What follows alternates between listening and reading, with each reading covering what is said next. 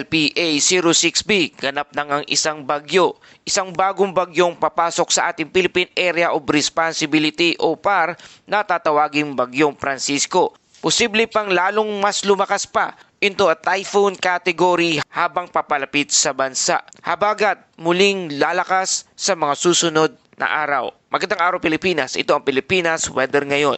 Narito na ating update sa panahon.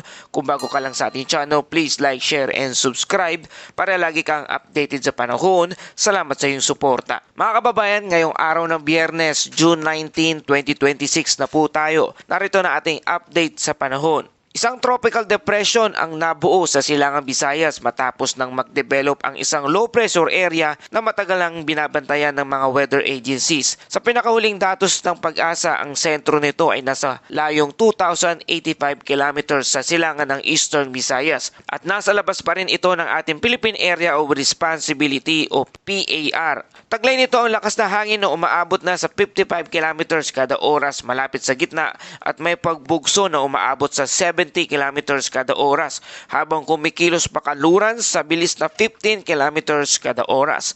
Mabilis po ito mga kababayan. Ayon sa forecast, inaasahang papasok ito sa loob ng ating PAR o PAR sa pagitan ng Biyernes ng gabi hanggang Linggo ng umaga. Kapag nakapasok na ito sa ating Philippine Area of Responsibility, bibigyan na ito ng local name na Bagyong Francisco, ang ikalawang bagyo ngayong buwan ng Hunyo at ang ika-6 na bagyo naman ngayong taong 2026. Patuloy pang lalakas ang sistemang ito habang nasa mainit karagatang Pasipiko o sa Philippine Sea at posible itong maging isang tropical storm sa loob lamang ng susunod na ilang oras at maaari pang umabot into typhoon category pagsapit naman ng Linggo. Kaya mga kababayan, tuloy-tuloy po ang paglakas nito ang bagyong papalapit dito sa ating Philippine Area of Responsibility. Bagamat mababa pa rin ang posibilidad na direktang tumama ito sa ating kalupaan dito sa ating bansa, hindi na inaalis ang posibilidad na makalapit ito sa silangang bahagi ng Northern Luzon. Dahil dito, posible pa rin makakaranas ng masungit na karagatan, malalakas na hangin at pag-ulan sa ilang lugar habang lumalapit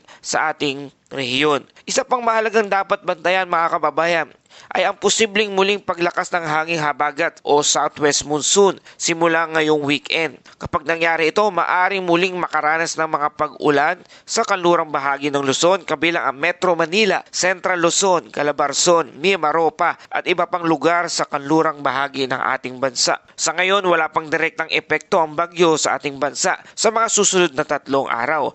Ngunit patuloy nating babantayan ang bawat galaw nito dahil maaari pang magbago ang forecast track at intensity sa mga susunod na updates. Kaya patuloy tayong mag-monitor dito sa ating channel mga kababayan. Salamat sa iyong patuloy na pagtutok. Ngayon, alamin naman natin ang posibleng track ng bagyo o galaw ng bagyo sa mga susunod na araw. Nakikita ng karamihan sa forecast model na tatama ang bagyong ito sa alimang bahagi ng Pilipinas. Sa halip, inaasahang kikilos ito pakanlurang hilagang kanluran hanggang makapasok sa ating Philippine Area of Responsibility o PAR. Pagkatapos makapasok sa ating PAR, tuluyan na nga itong tatawaging Bagyong Francisco at magsisimula na itong lumiko pahilagang kanluran. Sa bandang Miyerkules, sa mga susunod na linggo mga kababayan, inaasahang mag-recurve o lilihis ito patungo sa direksyon ng Southern Japan. Dahil dito, mababa pa rin ang posibilidad na direktang landfall sa ating bansa. Gayunpaman, hindi pa rin maaring baliwali na sitwasyon dahil anumang maliit na pagbabago sa steering wind sa Pacific ay maaring magdulot ng pagbabago sa forecast track nito. Kaya patuloy tayong huwag maging kampante, lagi maging handa at magsubaybay sa ating update. Bagamat malayo pa ang tropical depression sa ngayon, may isang mahalagang epekto ito na maaring idulot dito sa ating bansa. At ito ang muling pagpapalakas ng hangin habagat o southwest monsoon. Kapag lalo pang lumakas ang sistema sa ating Philippine Sea, mas maraming moisture ang maaring mahigop nito sa karagatan. Dahil dito, posibleng makaranas ng mas madalas na pag-ulan, thunderstorm, biglaang pagbuhos ng ulan, pagbaha sa mga mabababang lugar at pagguho ng lupa sa mga bulubunduking lugar. Lalo na sa kanlurang bahagi ng Luzon at Visayas pagsapit ng linggo hanggang sa susunod na linggo. Ito ang bahagi ng forecast na dapat nating bantayan na mas mabuti sa mga darating na araw. Samantala, Para naman sa lagay ng panahon ngayong araw, ang easterlies pa rin o mainit na hangin nagmumula sa karagatang Pasipiko ang pangunahing umiiral sa malaking bahagi ng ating bansa. Sa Metro Manila, Central Luzon, Calabarzon, Mimaropa, Bicol Region at buong Visayas, asahan ang bahagyang maulap hanggang maulap na kalangitan na may posibilidad ng mga pulupulong pag-ulan na thunderstorm lalo na sa pagsapit ng hapon at gabi.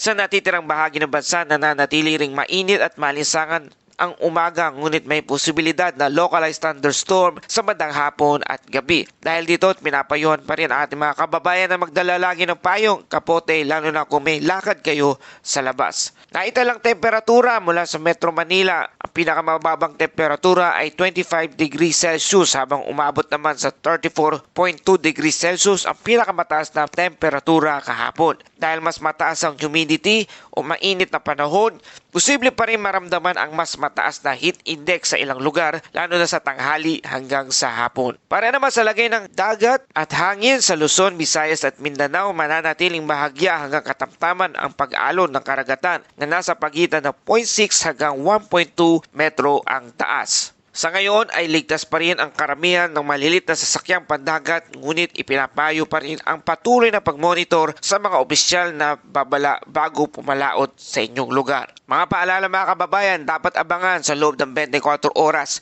Posibleng maging isang tropical storm ang kasalukuyang tropical depression. Posibleng pumasok na ito sa ating Philippine Area of Responsibility sa pagitan ng Biyernes ng gabi hanggang Linggo ng umaga. Bibigyan ito ng pangalang Bagyong Francisco kapag nakapasok na ito sa ating Philippine Area of Responsibility o PAR. At posibleng maging typhoon habang nasa Philippine Sea ang bagyong ito. Mababa ang tsansa ng landfall sa ating bansa at posibleng magpapalakas muli ng habagat sa mga susunod na linggo. At dumako na tayo sa ating Bible verse of the day mula sa Psalms 46 verse 1.